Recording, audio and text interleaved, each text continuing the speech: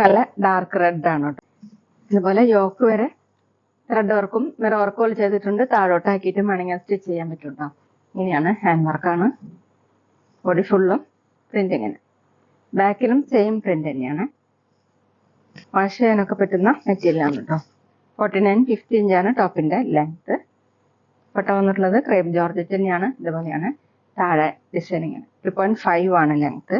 Bottom വന്നിട്ടുള്ളത് semi സിൽക്കിലാണ്. ബോട്ടത്തിലും ഇങ്ങനെ print കൊടുത്തിട്ടുണ്ട്.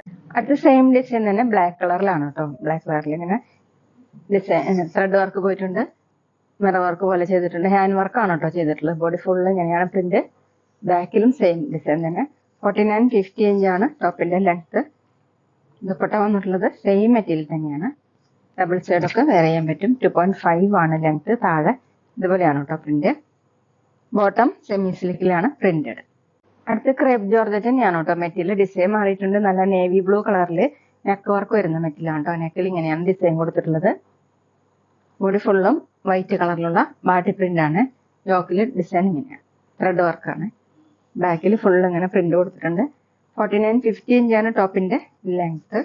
ദുപ്പട്ട സെയിം ക്രേപ്പ് ജോർജറ്റ് തന്നെ ഇങ്ങനെയാണ് കേട്ടോ ദുപ്പട്ടയുടെ ഡിസൈൻ. താഴെ ഇതുപോലെ 2.5 ആണ് ലെങ്ത്.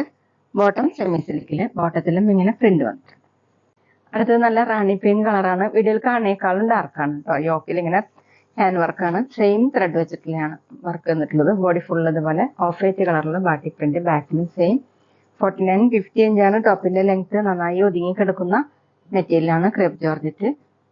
ദുപ്പട്ട വന്നിട്ടുള്ളത് സെയിം മെറ്റീരിയൽ തന്നെ. ദുപ്പട്ടയുടെ രണ്ട് സൈഡിലും ഇങ്ങനെ ഡിസൈൻ വന്നിട്ടുണ്ട് കേട്ടോ. 2.5 ആണ് ലെങ്ത്.